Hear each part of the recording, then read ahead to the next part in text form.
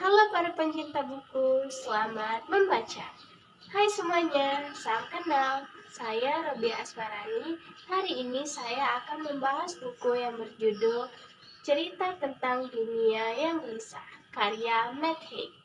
Matt Haig adalah seorang penulis buku fiksi dan non-fiksi yang mana karya-karya indahnya sering kali kita jumpai, seperti buku The Midnight Library dan juga buku The Reasons to Stay Alive. Ketika Matt Haig mengalami gangguan kecemasan, panik, serta depresi sebagai orang dewasa, Matt Haig perlu waktu untuk mengetahui bagaimana bisa dunia luar mempengaruhi kesehatan mentalnya, baik secara positif maupun negatif. Nah, buku cerita tentang dunia yang gelisah ini menceritakan pengamatannya bagaimana kemajuan sosial, komersial, serta teknologi yang menciptakan dunia yang kita tinggali sekarang ini dapat menghambat kebahagiaan kita. Dari 356 halaman buku ini, saya akan memberikan 3 poin penting untuk penonton yang bisa menarik kalian untuk membaca buku ini. Poin pertama, kesehatan mental itu sama pentingnya dengan kesejahteraan fisik. Ini salah satu poin penting yang bisa menjadi acuan dalam kehidupan sehari-hari kita. Dalam buku ini tertulis bahwa secara natural manusia sebetulnya tidak dirancang untuk multitasking. Alih-alih mendapatkan hasil yang bermakna dari bekerja secara terarah dan konsisten, kita malah mendapatkan hasil yang hampa. Di sini kita dapat menyimpulkan bahwa cara hidup produktif yang berlebihan tidak baik daripada cara hidup berkesadaran, minimalis, serta tidak bergantung pada banyak pilihan dapat menyeimbangkan kesehatan mental dan kesejahteraan fisik kita. Poin yang kedua, membuat prioritas dalam hidup itu sangat penting. Hidup masa kini memanglah sangat praktis. Entah siapa saja bisa memberikan pendapatnya dengan akses tanpa batas. Begitu pula sebaliknya, jika kita hidup diberikan banyak sekali pilihan, akan membuat diri kita semakin bingung, stres, dan cemas.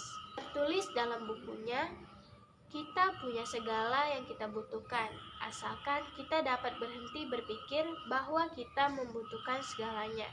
Maka dari itu, sangat penting bagi kita untuk menyunting hidup ini. Buang yang tak perlu, hapus yang tak penting. Mungkin kita bisa memulainya dengan praktik sederhana dalam kehidupan sehari-hari kita, seperti tidak banyak googling tentang gejala penyakit, dan juga kita tidak perlu selalu ikut dalam percakapan di grup WhatsApp. Dan poin yang terakhir, kita tidak perlu takut saat kita hanya punya diri kita sendiri. Dalam poin ini, Matt Haig mengatakan dalam bukunya, obat kesepian tidak selalu berupa kehadiran orang lain, tetapi obatnya bisa juga dari kita yang belajar berbahagia, meski hanya ditemani diri sendiri. Bukan berarti antisosial, tetapi kita juga tidak perlu takut saat hanya punya diri sendiri.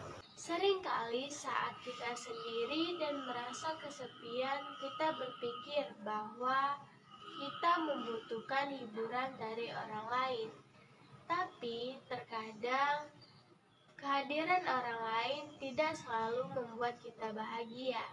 Kita bisa membuat kebahagiaan itu dari diri kita sendiri. Jadi, dari 3 poin tersebut, mungkin dari kita bingung bagaimana menjadikan poin-poin tersebut sebagai aksi dalam kehidupan sehari-hari kita.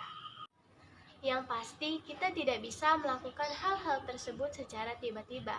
Mungkin kita bisa melakukannya dari hal-hal sederhana dalam kehidupan sehari-hari kita. Contohnya, saat kita bingung mau melakukan sesuatu, kita bisa membuat to-do list untuk memudahkan kita dalam membentuk prioritas kita dalam melakukan sesuatu. Secara keseluruhan, saya merasa buku ini sangat bermanfaat bagi kita yang ingin mengimplementasikan kehidupan sederhana dan praktis. Dan saya juga merekomendasikan buku ini untuk orang-orang yang mungkin bingung dengan jalan hidupnya. Jadi, apa alasan Anda untuk tidak membaca buku ini? Selamat membaca!